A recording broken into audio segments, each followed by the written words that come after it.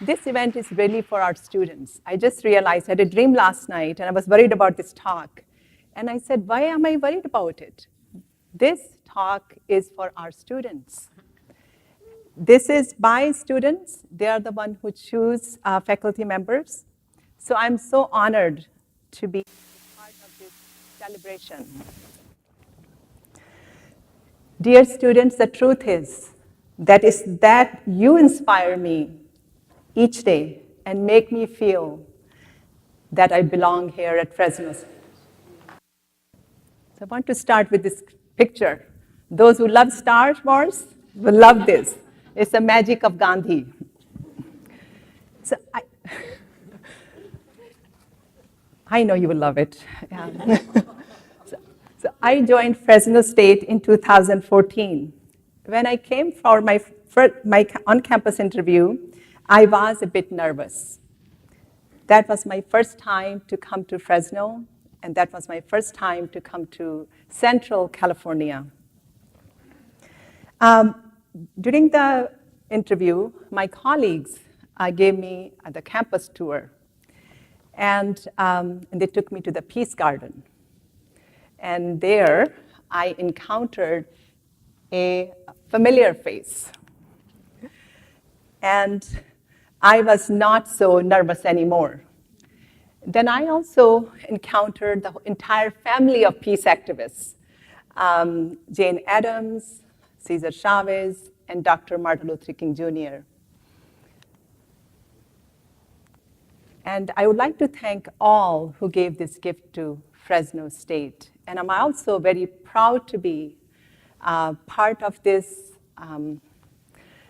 Fresno State community and the university, which is dedicated to diversity and dedicated to equity. So thank you so much. So I was born and raised in India, as you can tell from my looks or my accent. But this Harvard thing can be very confusing. Some people, my students think the first day of their classes, they expect a white male walking in the classroom. Sorry, we are talking about diversity here, right? So I grew up listening to Gandhi's stories. Gandhi led India's independence movement. And stories about his charisma and how he had awakened the spirit of India and the masses, I heard from my parents.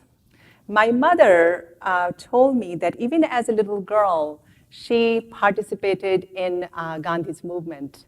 And then she'll go to protests and she'll go to rallies and with her aunts and neighbors, because Gandhi really called on women to work in his movement. But the free India got divided into two countries, Pakistan and India, along the religious lines. And my parents were at that time this part of the country, which became Pakistan. And seemed like Gandhi's dream of nonviolence was shattered. Gandhi's dream of united India was shattered because there were communal riots erupted between Hindu, Muslims, and other religious groups. And it was the time of chaos and confusion. And my parents told me that they were given 3 hours notice to leave their homes and go to India now, which will be their new home. They walked 60 kilometers before entering the now Indian border. And they told us the stories about how difficult it was. My eldest brother was 6 months old, a little over 6 months old, and my mother was carrying him in her lap, and was hot and was very difficult. So not all stories of India's independence was all romantic. It was a lot of pain and suffering that I heard. And this was the time of despair. This was a time of confusion. And some blamed Gandhi. After all, Gandhi was the leader of India's independence movement. He could have done something more, right? He could have stopped it. He could have talked to British authorities. He could have done something. And my father told me the day Gandhi was shot dead. It was January 30, 1930. And my father happened to be in that area, Delhi area, when Gandhi's funeral happened. I'd like to show you a glimpse of that event.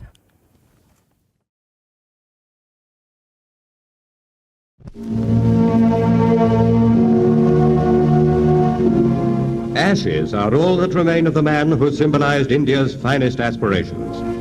As the last religious rites are performed, a nation gives itself up to grief.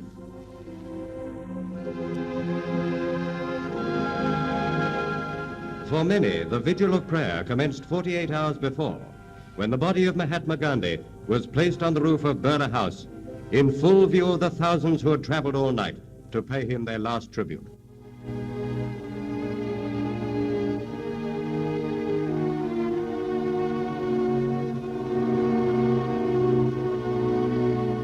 Laid on a hastily converted army truck, the body was drawn into the vast crowd lining the roads to the cremation ground. Flames strewed a saffron shower of petals over the route, while at the funeral pyre, the relatives and friends built mounds of flowers and perfumed spices high on the sandalwood lawns. Nearby with his family sat the Governor-General with officials of the government. The flower-decked cortege moved slowly through the dense throng.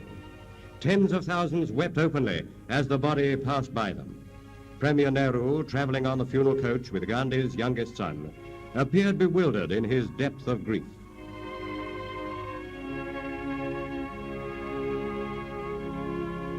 Closing behind, pressing forward, came a million mourners.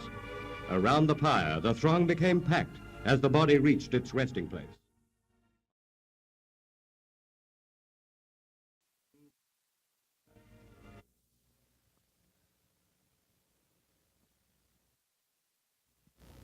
About 2 million people attended Gandhi's funeral. My father told me the procession was about 8 to 10 kilometers long. The entire nation mourned, rather, entire world mourned Gandhi's death. The communal violence which were happening on the border virtually stopped. The world was in utter shock.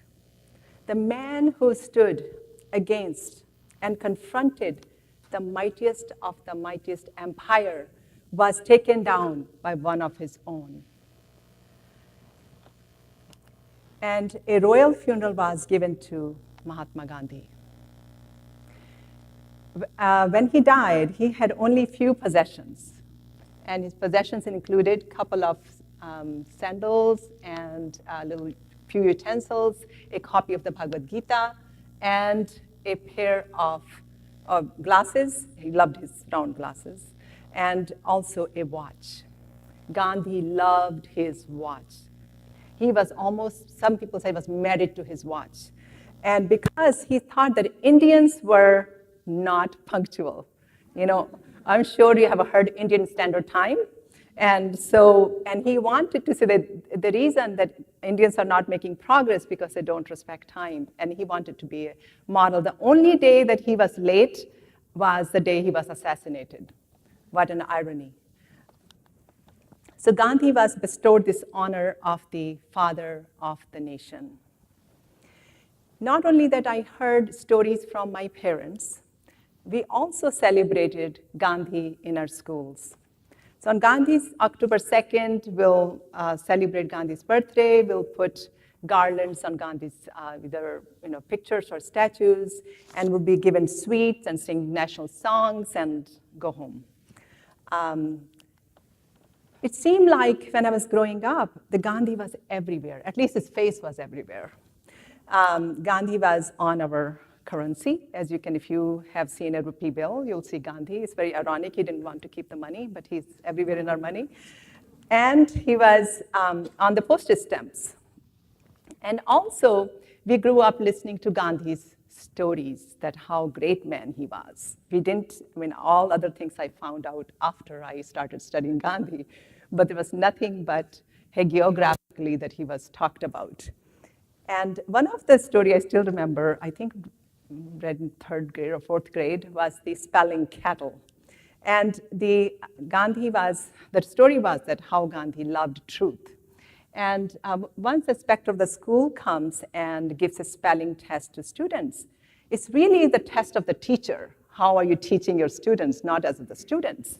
And he gave 5 spelling words to spell. And one among them was cattle. And, but Gandhi was the only one who got that word wrong. So the teacher comes around and pokes on his arm, and he goes, "Copy it from your neighbor." And Gandhi said, "Is this a test, or is it really, am I supposed to copy?" And he did not copy. And the teacher afterwards said, "You can't even copy. You are such a loser." So Gandhi thought, wow, what am I supposed to do? I think I did right that I spoke truth. So we were told, look how Gandhi was great even as he was a little boy. So he was a great man. But as I, again, grew up in high school and older and then saw, even though Gandhi's stories were all around, but his legacy had been fossilized.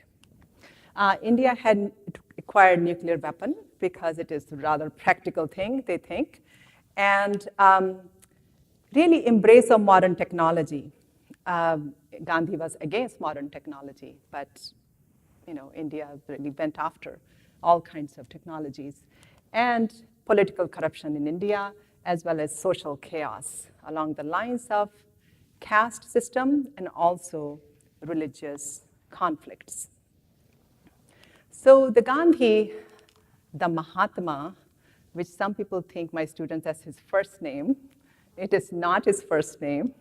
It is not, doesn't even mean this sir or madam or that kind of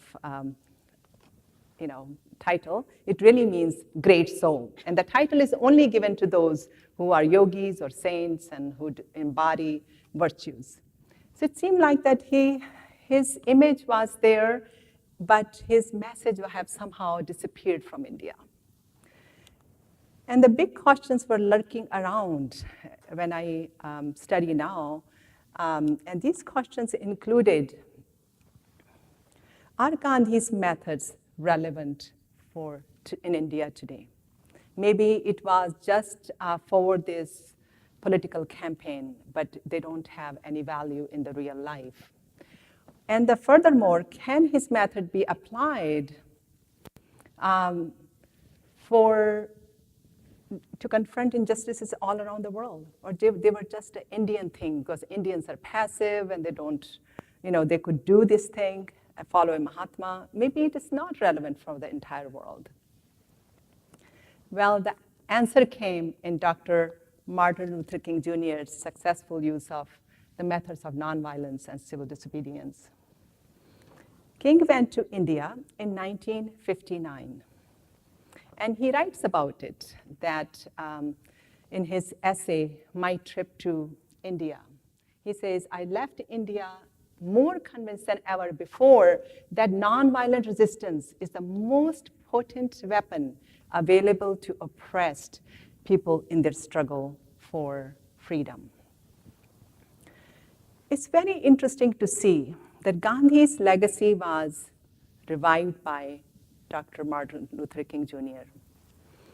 When the king was born on January 15, and we are celebrating Black History Month, and Gandhi was assassinated on January 30, same month. When the assassin fired bullets at Gandhi, he wanted to silence the sound of nonviolence. But little did he know that the sound of bullets will reverberate across the oceans and will become the cries of millions seeking justice in the United States. He wanted to diminish the life force of the Mahatma, but little did he know that his method of soul force will be alive and will be used by millions across the globe. It's very interesting, the same month, This cartoon appears after King is assassinated. They meet up in heaven now. The odd thing about assassin Dr. King is that they think they have killed you. So it seems like that Gandhi's legacy becomes alive. Now he is considered as the catalyst, if not initiator, of the revolutions against colonialism, racism, and violence. Seems like that he has awakened the force of nonviolence. Again, think about the Star Wars force.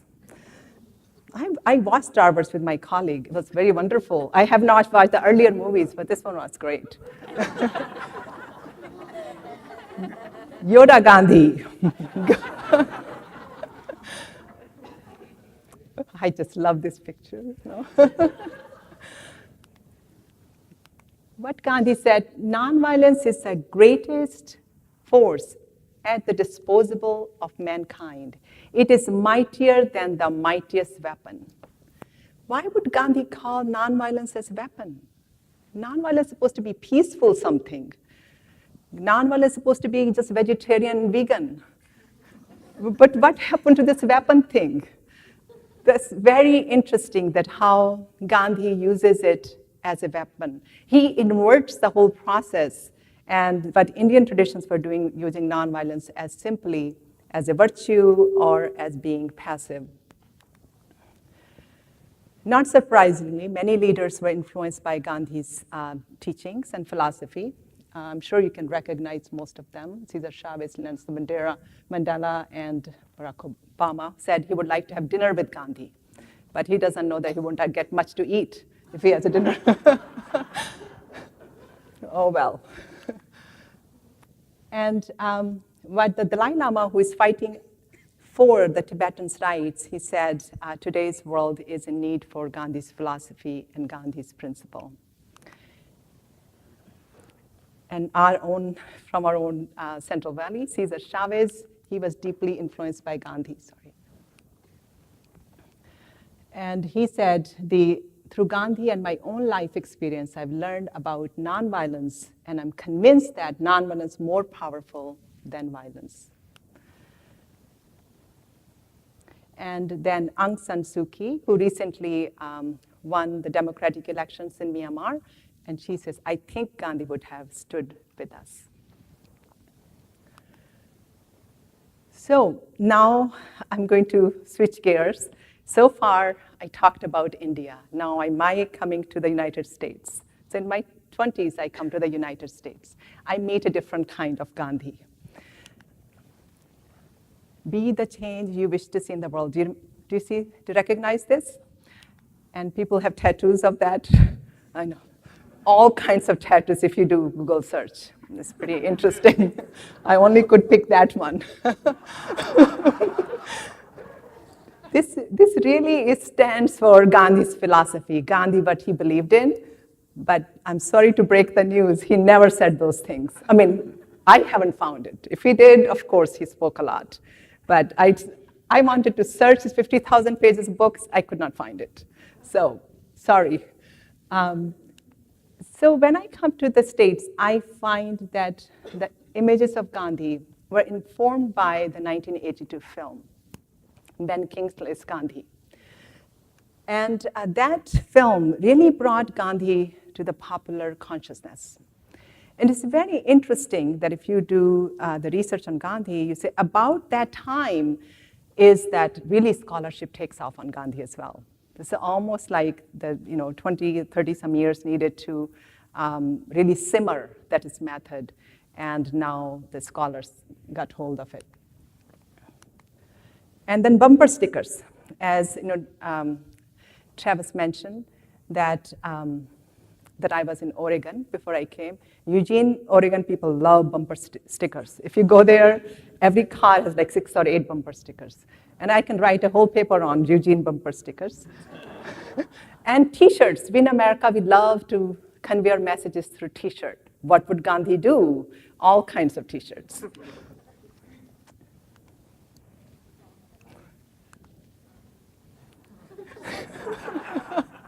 Gandhi would never say relax. Gandhi never relaxed and never did let anyone relax around him. He was just always busy and helping others.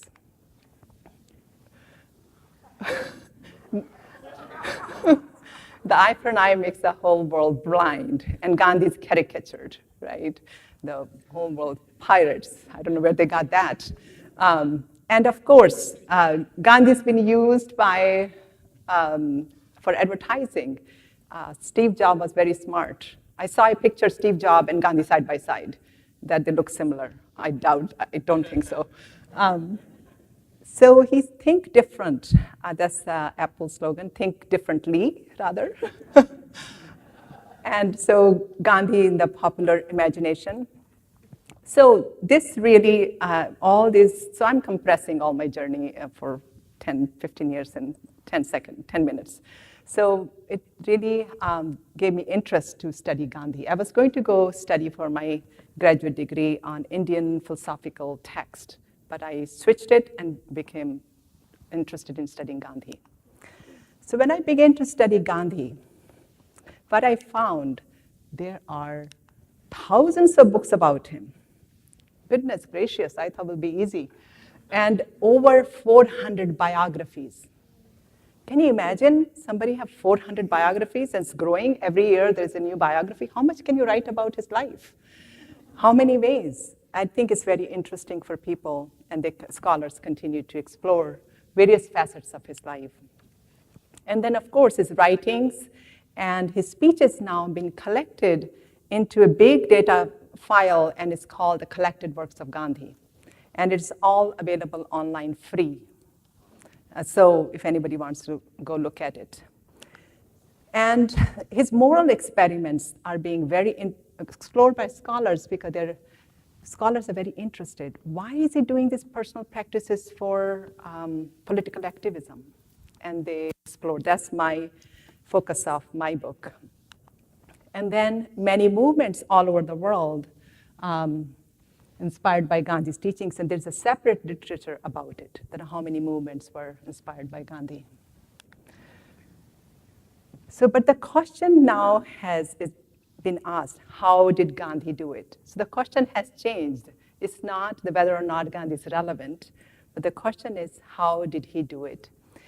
So first is, how was he able to convince millions of Indians to join him in his fight of nonviolence? Because millions of, literally, the history tells us, so many people, he called and people showed up.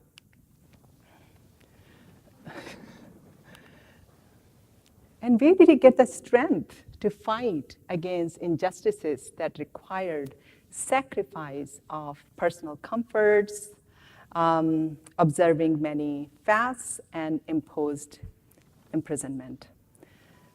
For this, I look to his beginnings. Maybe some students think, or when we study Gandhi, maybe he wasn't just an extraordinary person.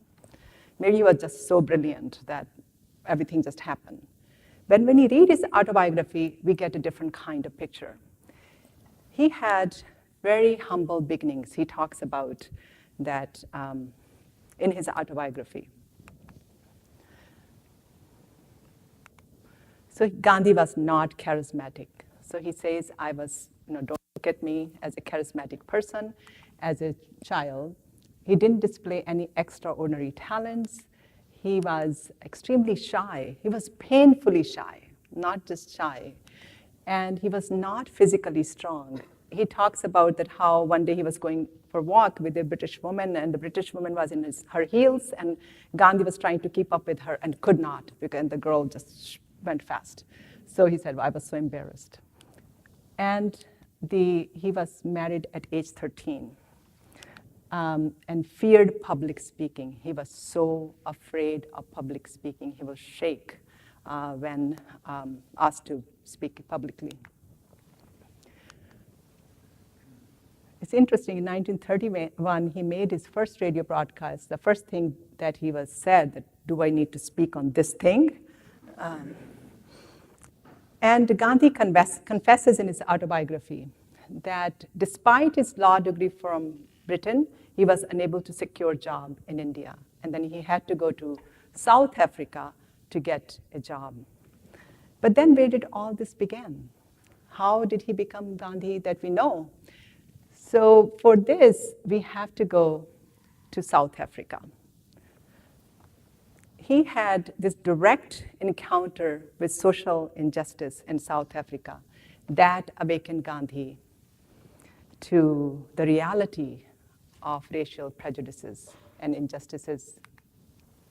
I have a ticket, a first-class ticket. How did you get hold of it?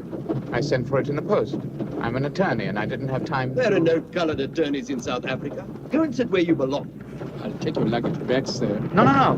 Just a moment, please. You see? Mohandas K. Gandhi, attorney at law.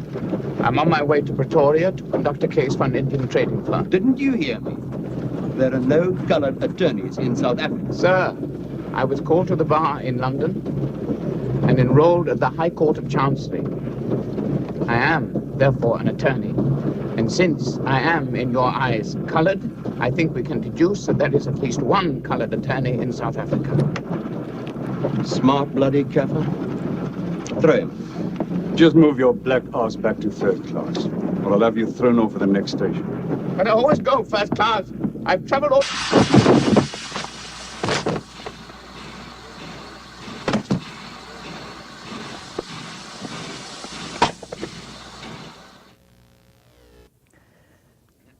So this was the all night long, Gandhi sat on the cold platform and reflected what just happened to him.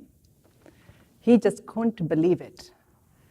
And he didn't even ask for his overcoat, which was in his baggage, because he was just totally upset. Next morning, he goes to his client and he goes, "Do you know what happened to me?" He said, "Yes. Why were you in the first class to begin with?" He said, "Well, why we need to do something about this. We are human beings." He said, "What are you going to do?"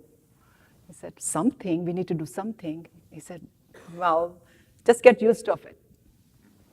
And he refused to get used to it. And that was the beginning of the Gandhi that we know. He makes this, writes in his autobiography that he makes this absolute commitment at the train station, right there, that he needs to do something. But how to do it, he does not know. What methods should be used for fighting against injustices? How do we go about it? How do we fight these authorities? So Gandhi talks about his influences, intellectual influences. So again, I'm seeing many, many years of his reflections in just a few minutes. So Gandhi begins reading, and Gandhi begins talking about the intellectual influences on him. He talks about Leo Tolstoy. He's very influenced by him for pacifism, and who interprets Christianity as a pacifist and turning the other cheek as an active resistance. And John Ruskin, who's a British thinker, he learns the welfare for all, and that becomes really foundation for Gandhi's interest in helping all, especially the poor. And then Henry David Thoreau, he talks about, he learns the civil disobedience. And it's very interesting, talk about diversity, how he's learning from very different sources, and they're not Indians. And then he comes to religious influences, Sermon on the Mount, and turning the other cheek. And he quotes that often, that it really means shaming the other. It's not really saying, okay, being passive, rather being very active. And the Bhagavad Gita, he calls Bhagavad Gita his guiding light, and he learns how to do selfless service and focus on the action rather than fruits of the action. And then he talks about Jain texts. Gandhi is influenced by this tradition, Jainism. Those who are my students will be studying in my classes and have studied it. Those who have taken my classes. And it is a tradition really focuses on nonviolence as a central virtue. And if one does violence, then it incurs bad karma. So Gandhi talks about his reflections and talks about violence breeds violence. Violence perpetuates a cycle of hatred and ill will and retribution. If we keep on hitting one another, it has to stop somewhere. And we don't even know where it began to see the real beginning of an event. And the violence must be resisted, however. But how to go about it? I just love that, now we take it so granted, those captions or those posters, stop violence. And it's again, resisting violence. So Gandhi talks about there is the Western system where the lady justice is with the blindfolded and doing justice, tit for tat. And he says maybe justice should be done with open eyes, at least one eye open. And justice with open eyes of love and forgiveness. That's what he tries to do all his life. But where to begin? How to do it? He begins with himself. He said, I need to really transform myself first before I can change outward. So he goes into personal life has to be changed and nonviolence in all aspects of life. So he really expands the idea of nonviolence. It's not just as an activism, but in every aspect of one's life. And self-control. The method of nonviolence requires self-control because if you want to hit the other, you have to be self-control, not to hit back when you're hit. And the developing willpower. That's a very important ingredient of Gandhi's nonviolence. You have to have willpower to stand against the authorities, stand against injustices. So he begins to experiment with moral principles. Gandhi uses the word experiment 95 times in his biography. So here, we are talking about scientific experiments, and he talks about moral experiments. And he applies to diet, parenting, education, medicine, and I'm going to experiment with this, and I'm going to experiment with that, and constantly using that term. So his moral experiments included diet control. First is the fun thing, is diet. That's a very obvious thing what we do in our life, eating. That's a very basic thing. And then he says, let me see what happens when I eat certain kind of diets, what happens if I fast, what happens. So he really is self-reflecting when he does this diet control. And also checks his willpower, that if I'm hungry for something, if I don't eat, what will happen to me? And then he reduces personal possessions. Even he discontinues health insurance of his children and his wife. People think he's crazy, right? But he says, well, I have so many millions of poor people don't have health insurance, why should I have? That was his logic. And then self-reliance. He does not ask his servants to do all this work. He said, I can do myself. He begins ironing his own clothes and old coats. Control of speech. He begins taking silence fast once a week. So Gandhi would not talk. Even a governor will come and have a meeting with him. And also how the speech should be truthful and nonviolent. And celibacy, he takes a vow of celibacy in marriage when he was 36 years old.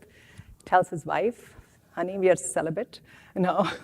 So this is very controversial idea, and I really tackle it in my book. And she's really goes with that. She's fine. And she goes practicing nonviolence in all aspects of life. That's very important for him. But the one thing that becomes very central to Gandhi's philosophy is the idea of vow. Gandhi thinks that vow is something not to say, I'll try to do it, I'll make my best effort, or I take a vow and break it. For him, it is an absolute commitment. And he thinks that it's a method of resolution. How many of us take New Year resolutions? I mean, probably I broke it already, maybe.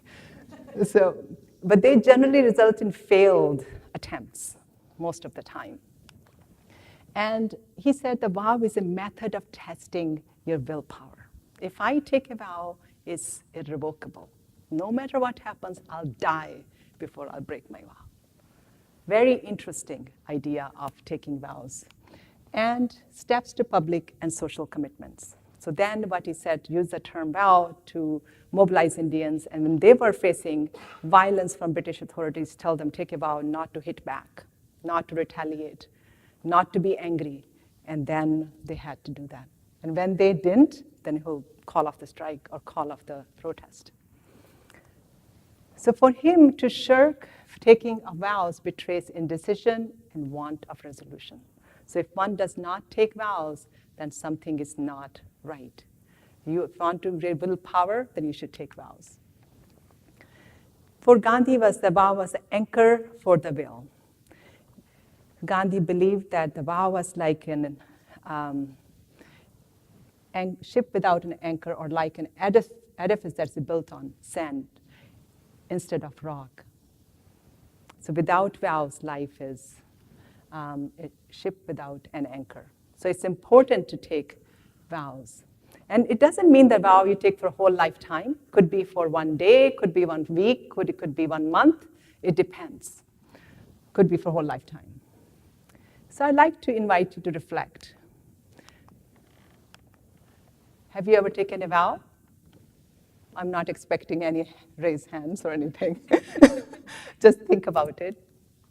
Have you kept it?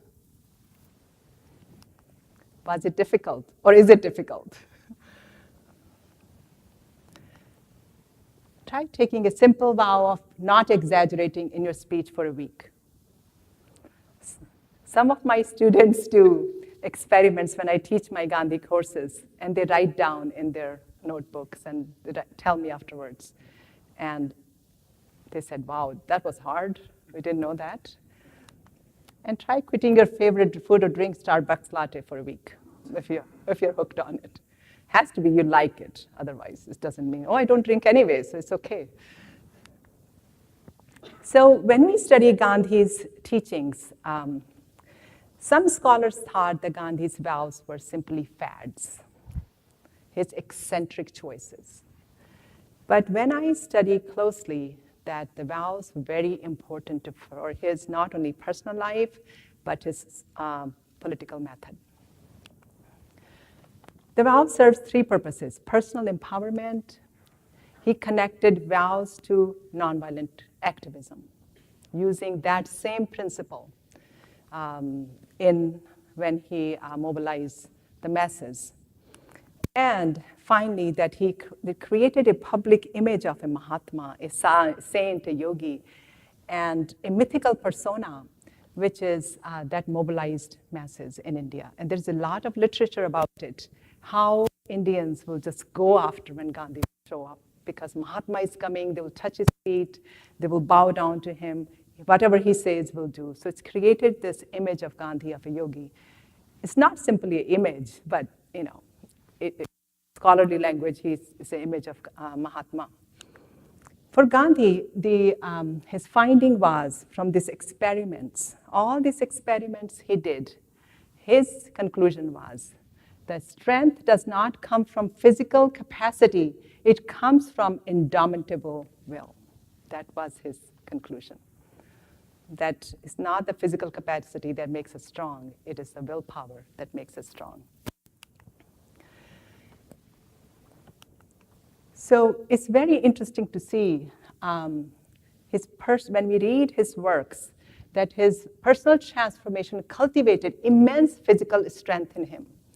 He fasted 17 times, ranging from 1 to 21 days. He walked 8 to 10 miles every single day. And Salt March, he walked over 15 miles every day. And he was over 60 years old. He was a great proponent of physical labor. He wanted to do everything himself. And he says, I hardly become ill because I take care of myself. And I just have very simple living.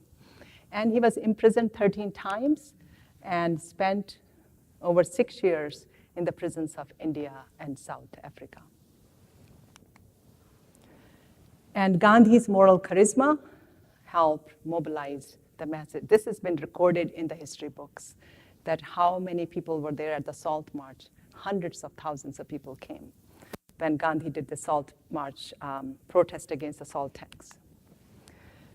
So now I'm going to spend just a few minutes on how Gandhi's moral vows and the method of ahimsa or nonviolence are connected. So ahimsa is nonviolence, ahimsa, negation of violence, and satyagraha is a method of passive resistance. So it's commonly known as passive resistance, but Gandhi preferred the term satyagraha. He's implied the inner power plus force of truth plus love. The first one has to be complete control and willpower, then has to be on the side of the right, the side of the just, side of the truth, not for untruth, not for injustice. And then using the love force, have a complete love for the opponent. So according to Gandhi, nonviolence is a powerful weapon which only destroys evil. The opponent is not a human being, but a system, a law, institution, or behavior. And ahimsa must be practiced in thought, words, and speech. Oh, goodness. Not only one does not act violently, but not even our thoughts, not in our speech. The speech we know, action we know, but not doing in thoughts is the hardest thing. But Gandhi said that is where the violence begins, or any evil action begins in your thoughts. And nonviolence includes getting rid of hatred and ill will. So I'm going to talk about 6 principles of nonviolence. First principle is the active defiance of unjust systems and laws. Active defiance, not passive. And he says, my creed of nonviolence is an extremely active force. It has no room for cowardice or even weakness.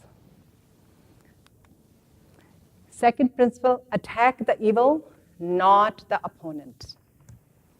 Attack the evil, not the opponent. He said, having flung aside the sword, there is nothing except the cup of love which I can offer to those who oppose me. I love this picture in a Vietnam War protest, giving flowers. And Dr. King talked about the principle of convert the opponent. He said the aftermath of nonviolence is the creation of the beloved community, while the aftermath of violence is tragic bitterness. So active nonviolence doesn't seek to defeat or humiliate the opponent, but to make him or her a friend and create understanding. He wanted to be friends with the British. He didn't want to leave them with ill will. And for this, one has to trust in human goodness. Fourth principle, self-suffering and publicity. The willingness to endure suffering more than inflicting the suffering on others. Gandhi said, rivers of blood may have to flow before we gain our freedom, but it must be our blood. Boy, this is so difficult. Very difficult task, but that's what nonviolence movement requires.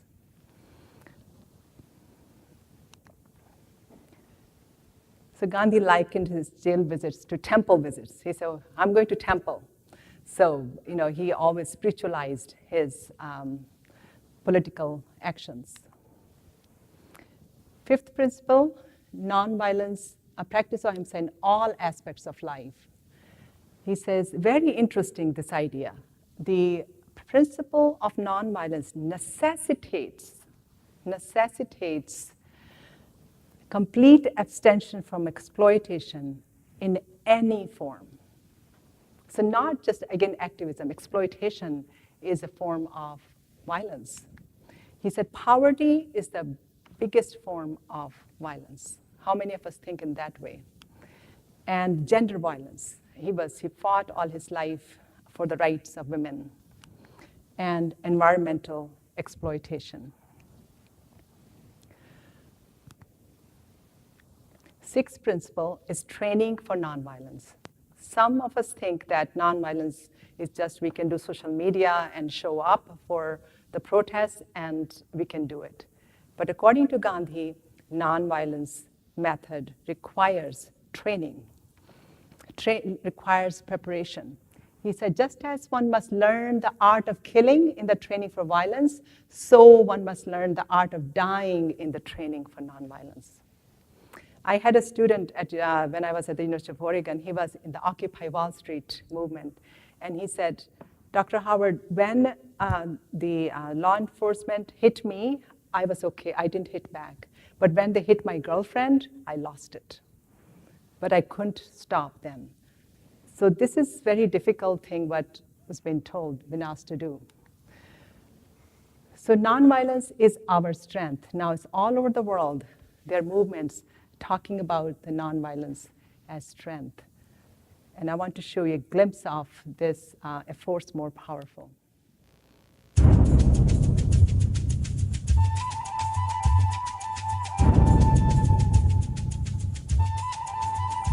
They were underdogs, but they challenged an empire. They won their rights, and they changed the fate of nations. This is a chance to show the British without having to hit them, to show them that we stand for something. We are not just slaves. They were nonviolent, but they were not passive. Unfortunately, the concept of nonviolence for many people is that you get hit on one cheek, you turn the other cheek, you don't do anything. But nonviolence means fighting back. When the laws were unjust, they disobeyed. Our management does not allow us to serve niggers in here. They knew the price would be high, and they were ready to pay it.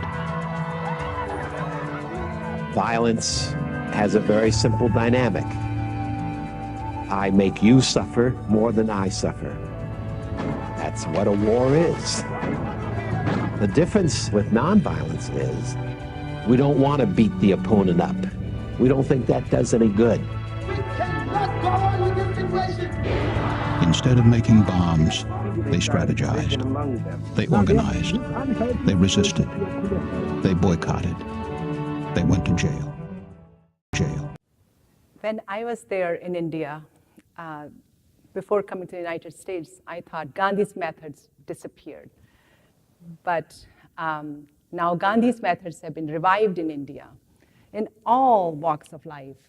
Environmental protection, Vandana Shiva, she's really a great proponent of environmental protection, and she really believes in Gandhi's philosophy. Clean India campaign, which our own prime minister is cleaning the streets, and Gandhi really believed in hygiene and cleaned his own toilets, and he wants to clean, that India should be clean. It seemed like the force has been unleashed, like making a full circle. A story of radical nonviolent change from South Africa to India, the Serbian Revolution to the Arab Spring, from Guatemala to Black Lives Matter. One must trust the moral force. First they ignore you, then they laugh at you, then they fight you, then you win. Thank you so much for coming tonight. I appreciate it.